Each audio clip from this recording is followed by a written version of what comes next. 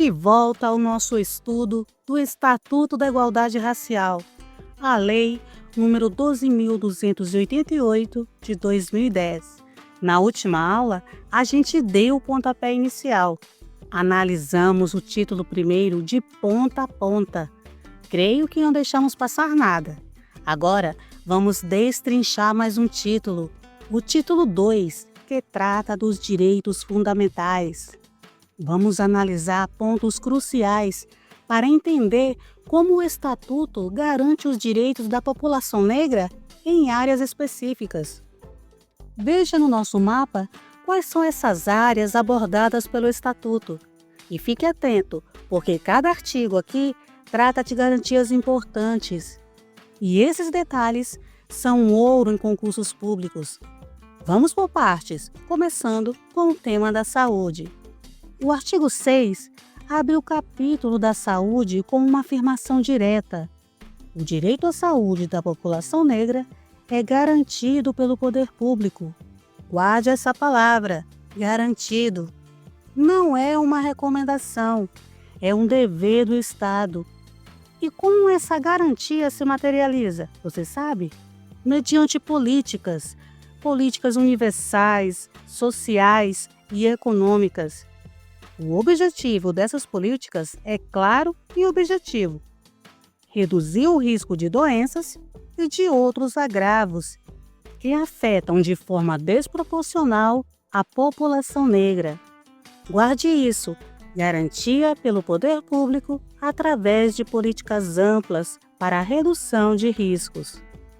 Agora, veja o parágrafo 1º do artigo 6º. Ele detalha a operacionalização dessa garantia no âmbito do Sistema Único de Saúde, o SUS.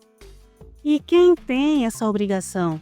Aqui, a responsabilidade pela promoção, proteção e recuperação da saúde da população negra dentro do SUS é atribuído expressamente aos órgãos e instituições públicas de todas as esferas, federais, estaduais, distritais e municipais, inclusive tanto os órgãos da administração direta quanto os da indireta. O foco é no acesso universal e igualitário ao sistema, respeitando as especificidades étnico-raciais, reforçando o princípio da equidade, que deve nortear a saúde pública no Brasil, aplicado aqui de forma específica. Mas e quem usa plano de saúde? O parágrafo 2º responde: mesmo quem está fora do SUS e usa seguros privados de saúde, tem a garantia de que será tratado sem discriminação pelo poder público. Isso significa que o Estado tem o papel de fiscalizar e assegurar que não haja práticas discriminatórias por parte das operadoras de planos de saúde ou prestadores de serviços privados contra pessoas negras. É uma camada adicional de proteção contra a discriminação no acesso e tratamento de saúde. Em outras palavras, o direito à saúde da população negra é integral em qualquer sistema. Passando para o artigo 7º, sabe toda essa conversa sobre saúde da população negra que a gente está tendo? Pois é, o artigo 7º dá um nome oficial para isso: Política Nacional de Saúde Integral da População Negra.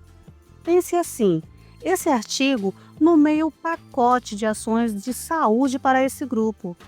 Ele não entra nos detalhes da política em si, mas ele lista as diretrizes, os caminhos, os princípios que vão guiar essa política.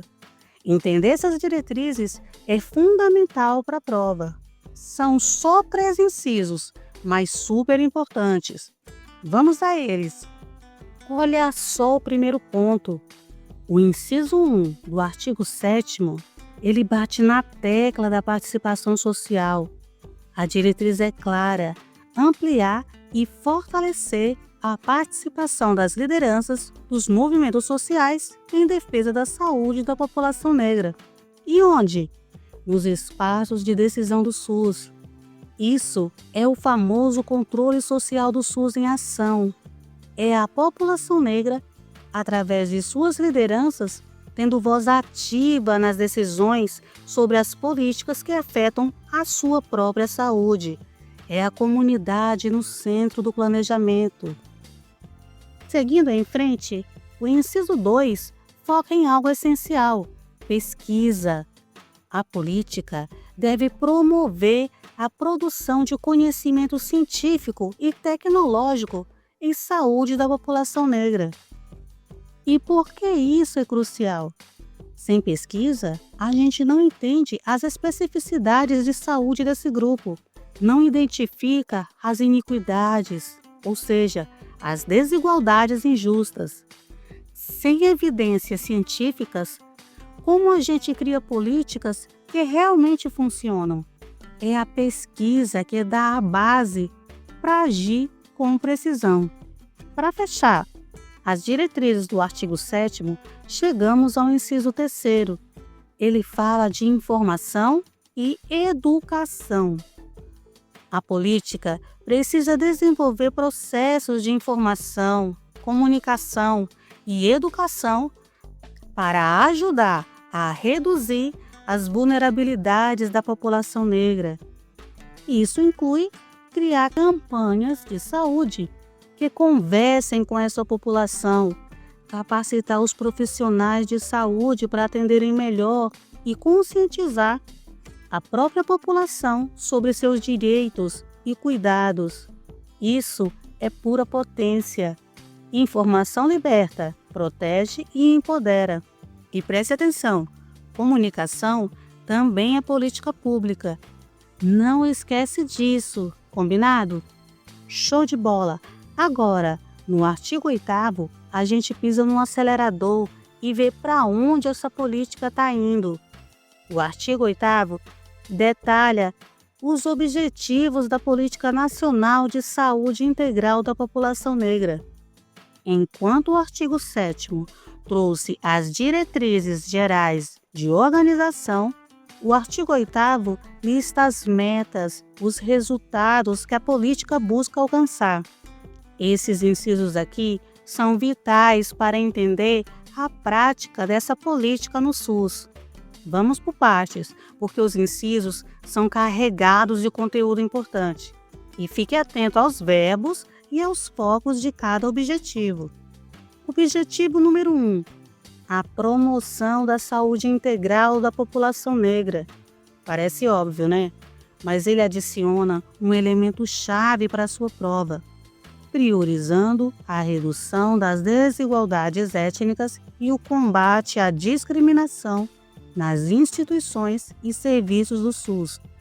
Sacou a jogada? Saúde integral não é só tratar a doença, é ir fundo e combater o racismo institucional que dificulta o acesso, a qualidade do atendimento, o acolhimento. É garantir que o SUS seja um espaço verdadeiramente justo para a população negra. Não é só hospital, tá? É estrutura, é respeito, é igualdade. Objetivo no inciso 2. Melhorar os sistemas de informação do SUS. E o que precisa melhorar? A coleta, o processamento e a análise dos dados desagregados por cor, etnia e gênero. Isso aqui é ouro. Como é que o SUS vai saber se as políticas estão funcionando? Como identifica onde estão as piores desigualdades? É com dado. Ter esses dados separados por cor, raça, é fundamental para entender a realidade específica da população negra e agir no ponto certo. Desagregação é a palavra mágica. No inciso 3, a pesquisa se aprofunda. O foco é entender a relação entre racismo e saúde. O Estatuto bate o martelo. Reconhece o racismo como um determinante social, ou seja, algo que afeta diretamente a saúde, e busca aprofundar o conhecimento sobre essa relação complexa. Isso não é pesquisa genérica, é direcionada para um problema estrutural, para mostrar como a discriminação no dia a dia na sociedade adoece a população negra. Objetivo no inciso 4, formação dos profissionais de saúde. O conteúdo sobre saúde da população negra tem que estar presente na formação inicial e continuada desses trabalhadores. É uma ponte com a prática. Pense assim, para a política nacional funcionar, quem está na linha de frente, no posto de saúde, no hospital, tem que estar preparado para entender as especificidades, para acolher, para não reproduzir preconceitos. É um ponto-chave para combater o racismo institucional na prática. O inciso 5 complementa aquele ponto lá do artigo 7º, inciso 1, sobre participação social. Aqui, o objetivo é a formação política das lideranças dos movimentos sociais para o exercício da participação e controle social no SUS. Não basta ter o direito de participar, tem que ter preparo para participar de forma efetiva, com conhecimento técnico e político. Esse inciso visa fortalecer a atuação das lideranças nas instâncias de controle social. É empoderamento para fiscalizar e propor.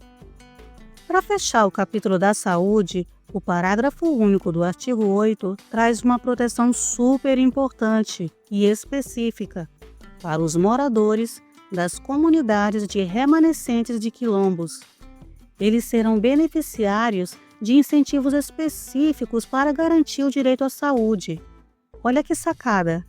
O texto vai além do atendimento médico, inclui melhorias nas condições ambientais, no saneamento básico, na segurança alimentar e nutricional e na atenção integral à saúde. Isso reconhece as vulnerabilidades únicas dessas comunidades e a necessidade de ações que olham para tudo, de forma intersetorial. Guarde bem esses artigos e incisos. Eles são altamente cobrados em concursos e mostram como a lei busca corrigir desigualdades históricas. Ufa, saúde batida, agora a gente muda de capítulo, mas continua na mesma pegada de direitos. Vamos entrar no capítulo 3º, do direito à educação, à cultura, ao esporte e ao lazer. Essa parte é gigante e cheia de pontos que caem em prova. Pega a sua garrafinha d'água e bora continuar. Começamos pela seção 1, disposições gerais, com o artigo 9º. Esse artigo estabelece um direito fundamental. A população negra tem o direito de participar de atividades educacionais, culturais, esportivas e de lazer. A chave aqui é que essas atividades devem ser adequadas a seus interesses e condições. E qual o objetivo final? Que essa participação contribua para o patrimônio cultural, tanto da comunidade negra quanto do Brasil todo. É o Estatuto reconhecendo a importância da contribuição cultural negra para a nação. Beleza, o artigo 9º falou de direitos. O artigo 10 vai falar de como esse direito é garantido. Ele detalha as providências que os governos federal, estadual, distrital e municipal devem adotar para cumprir esses direitos. Ele lista ações concretas que os gestores precisam fazer. Vamos ver quais são? Primeira providência no inciso 1, acesso. Promover ações para viabilizar e ampliar o acesso da população negra ao ensino gratuito e às atividades esportivas e de lazer. O objetivo é direto: derrubar barreiras, especialmente as financeiras, para o acesso a esses direitos básicos. A ênfase no ensino gratuito é um ponto importante para a sua prova, hein? O inciso 2 trata do apoio à sociedade civil. Os governos devem apoiar a iniciativa de entidades que já trabalham na promoção social e cultural da população negra. Isso reconhece e valoriza o trabalho essencial que os movimentos sociais e organizações já fazem. O Estatuto prevê que o governo deve dar suporte para fortalecer essas iniciativas que vêm da base. O inciso 3 aborda a educação da sociedade.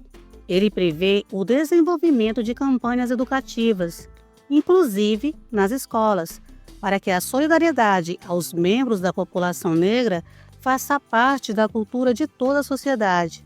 A missão é combater o preconceito na raiz, é plantar uma cultura de respeito, valorização e solidariedade, agir na conscientização social e, claro, formar novas gerações com essa mentalidade.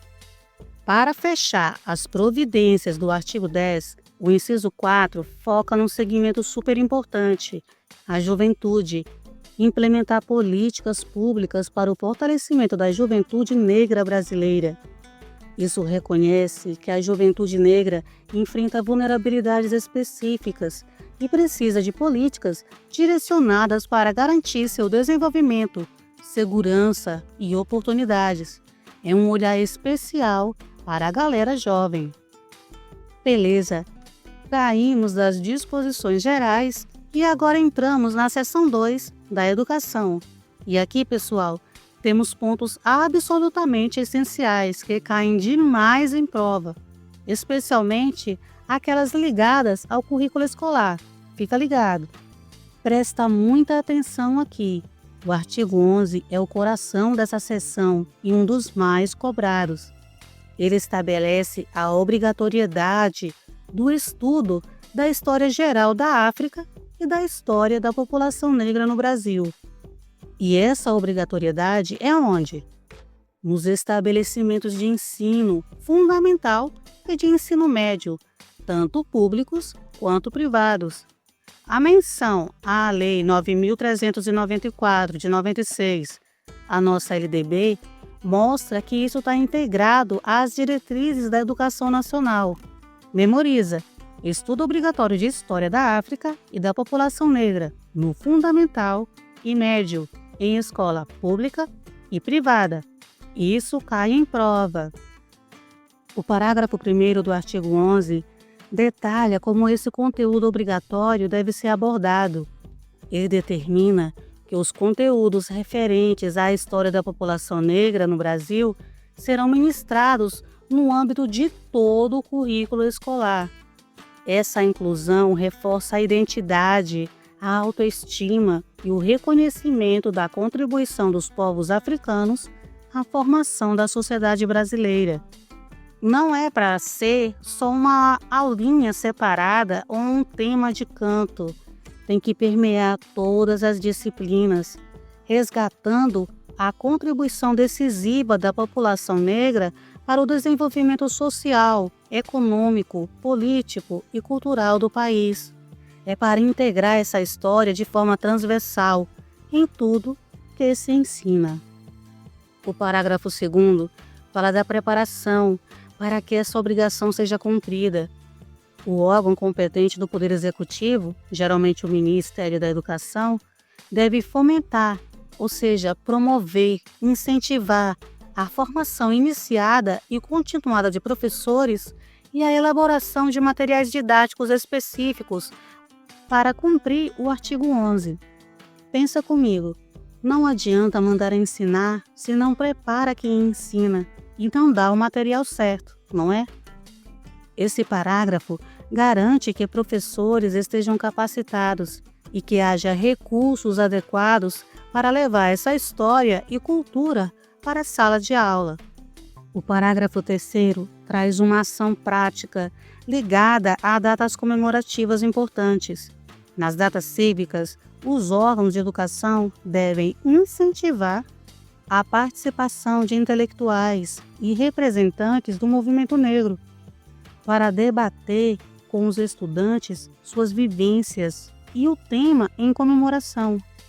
Isso promove um diálogo direto, a troca de experiências e a conexão dos estudantes com a realidade, a história e a luta do movimento negro. traz a vida real para dentro da escola.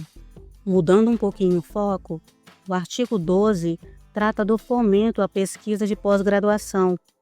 Ele permite que os órgãos federais, distritais e estaduais que dão apoio à pesquisa, como o CNPq, CAPES, fundações estaduais, criem incentivos à pesquisa e programas de estudo voltados para temas de relações étnicas, quilombos e questões da população negra.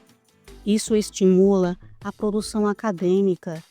É fundamental ter gente pesquisando a fundo esses temas para que a gente tenha uma base sólida, conhecimento de qualidade para criar e melhorar as políticas públicas.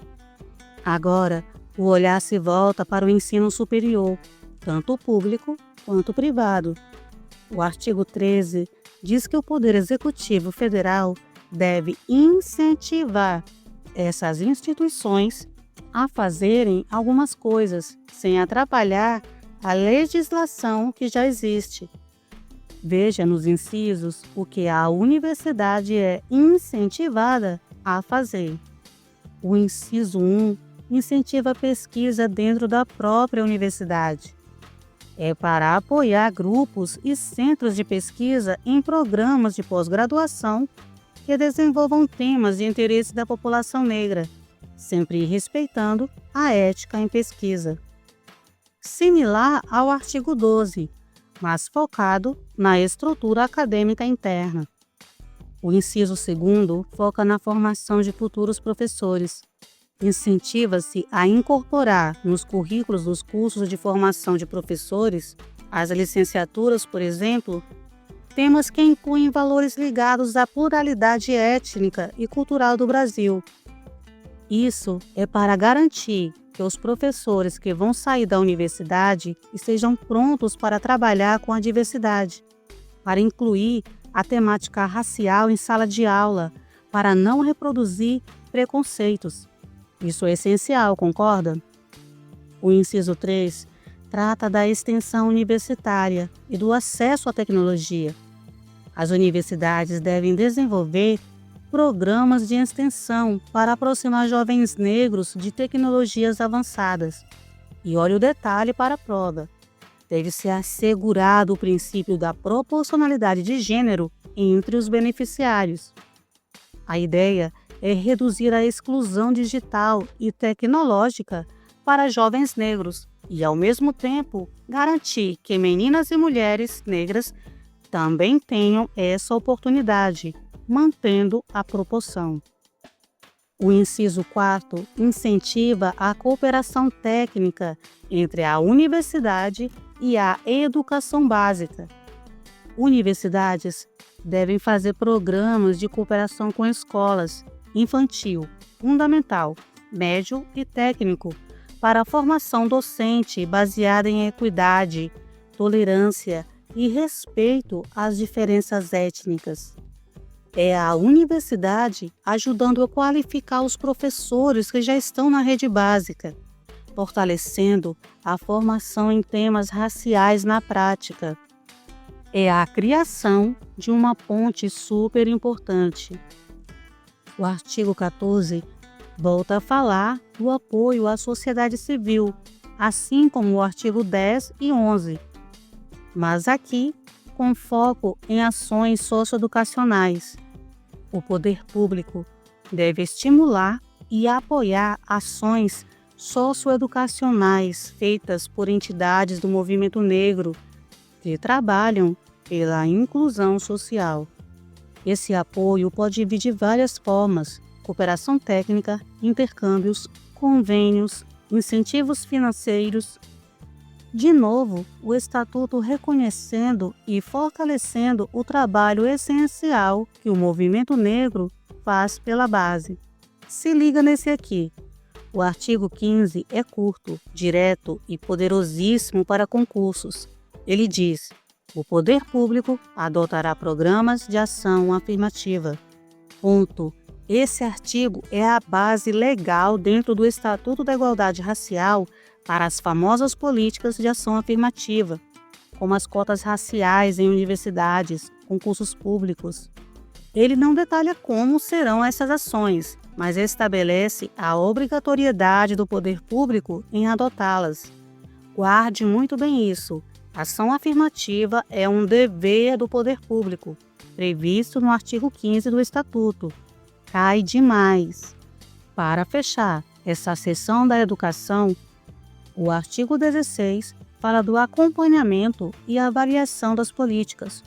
O Poder Executivo Federal, pelos órgãos responsáveis pela promoção da igualdade e educação, vai acompanhar e avaliar os programas referentes a essa seção da educação. Isso garante que as políticas implementadas não fiquem soltas. Elas precisam ser monitoradas para ver se estão dando resultado, se estão tendo impacto. Permite ajustar, melhorar e garantir que os objetivos sejam atingidos. É o ciclo da política pública. Beleza, educação finalizada, agora vamos seguir explorando os direitos garantidos pelo Estatuto. Vamos abordar a cultura, o esporte e o lazer. Depois, liberdade religiosa, acesso à terra, moradia, trabalho e meios de comunicação. Sim, gente, é bastante coisa, mas a gente vai passar artigo por artigo, inciso por inciso, focando no que você realmente precisa saber para gabaritar. Vamos que vamos! Começando a seção de cultura com o artigo 17. Ele trata do reconhecimento de entidades históricas da população negra.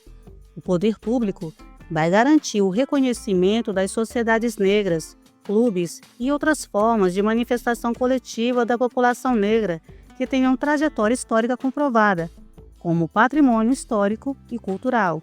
Conectando com a Constituição, o artigo faz uma referência direta aos artigos 215 e 216 da Constituição Federal, que são os artigos sobre cultura e patrimônio. A chave aqui é a garantia desse reconhecimento oficial para formas históricas de organização e expressão da população negra, vinculando-as à proteção máxima da Constituição como patrimônio cultural brasileiro. O artigo 18 foca em um grupo que a gente já viu que tem uma proteção especial: os remanescentes das comunidades dos quilombos. A eles é assegurado o direito à preservação de seus usos, costumes, tradições e manifestações religiosas, sob a proteção do Estado. Este artigo é super importante porque reconhece a identidade cultural e religiosa específica das comunidades quilombolas como um direito fundamental. E esse direito tem que ser protegido constantemente pelo Estado, garantindo que eles possam manter vivas as suas práticas ancestrais. Complementando o artigo anterior, o parágrafo único do artigo 18 especifica a proteção para os elementos materiais da história quilombola. A preservação dos documentos e dos sítios que guardam reminiscências históricas dos antigos quilombos, que forem tombados nos termos da Constituição, o artigo 216, parágrafo 5, receberá especial atenção do poder público. Isso destaca a importância de proteger os locais físicos, os documentos, tudo aquilo que conta a história da resistência, da luta e da formação dos quilombos. É a memória material protegida, usando a ferramenta do tombamento como patrimônio cultural. Agora, atenção a um verbo diferente. O artigo 19 diz que o poder público incentivará, não é garantir, não é assegurar, é incentivar a celebração das personalidades e datas comemorativas ligadas a trajetórias do samba e de outras manifestações culturais de matriz africana. E isso inclui incentivar a comemoração em instituições de ensino públicas e privadas. A diferença entre garantir, assegurar e incentivar é um detalhe que pode aparecer na sua prova. Aqui, o Estado deve promover e estimular essas celebrações, mas não é uma obrigatoriedade direta para todo mundo. é um estímulo para que aconteça, valorizando o samba e outras manifestações. E falando em manifestação cultural de matriz africana, olha que importante. O artigo 20 volta a usar o verbo garantir. O poder público garantirá o registro e a proteção da capoeira em todas as suas modalidades, como bem de natureza imaterial e de formação da identidade cultural brasileira. É uma referência, novamente, ao artigo 216 da Constituição. Esse artigo consagra a capoeira, reconhece a capoeira em todas as suas formas, luta, dança, jogo, música, como um patrimônio cultural e imaterial do Brasil e coloca sob a proteção direta do Estado. Reconhecimento máximo da sua importância para a nossa identidade nacional. O parágrafo único do artigo 20 adiciona uma camada global à proteção da capoeira. O poder público vai buscar garantir, usando os atos normativos necessários, a preservação dos elementos formadores tradicionais da capoeira nas suas relações internacionais. A capoeira é praticada no mundo todo, não é? Esse parágrafo reconhece isso e busca proteger as raízes, as características originais, a essência da capoeira brasileira, mesmo quando ela está sendo praticada ou divulgada lá fora. É para manter a identidade. Agora, falando de esporte e lazer de novo, o artigo 21 estabelece uma diretriz geral para o esporte.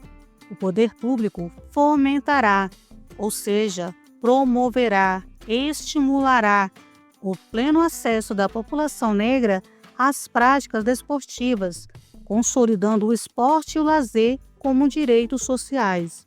É reforçar que esporte e lazer não são luxo, são direitos que devem ser acessíveis a todos, e o poder público tem que fazer sua parte para garantir que a população negra tenha esse acesso pleno.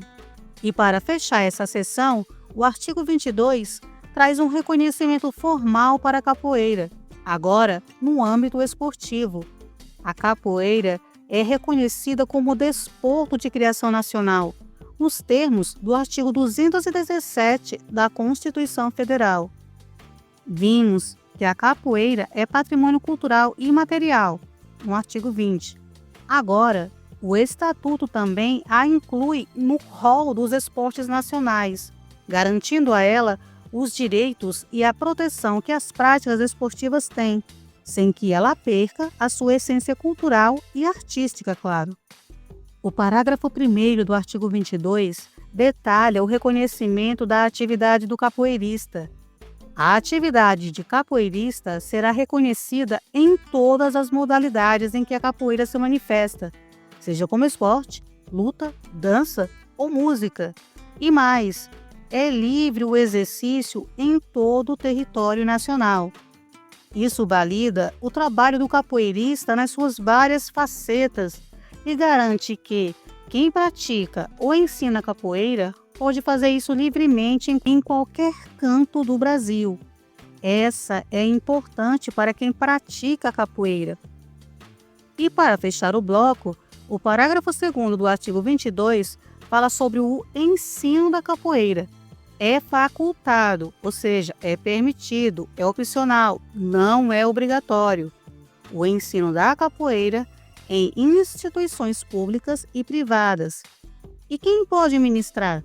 Os capoeiristas e mestres tradicionais, desde que reconhecidos pública e formalmente. Fica super ligado aqui. O ensino da capoeira não é obrigatório pela lei do Estatuto, diferente da história da África e da população negra no artigo 11. É facultado, é uma permissão e reconhece a legitimidade dos mestres para passarem esse conhecimento adiante. Essa distinção entre facultado e obrigatório é cara de prova. Recapitulando. Ufa, cobrimos bastante coisa, não é? Vimos saúde, educação, cultura, esporte e lazer no Estatuto. São pontos essenciais que mostram como a lei busca garantir a igualdade em várias áreas da vida. Não para por aí. No próximo vídeo, a gente continua essa jornada pelo Estatuto da Igualdade Racial, explorando outros direitos fundamentais. Então, se você está curtindo, já deixa o seu like, se inscreva no canal e ativa o sininho para não perder nada. Deixa seu comentário com dúvidas ou o que você achou mais importante desse bloco. Valeu por ficar comigo até aqui e foco nos estudos. Fiquem com Deus, beijo no coração e até a próxima aula.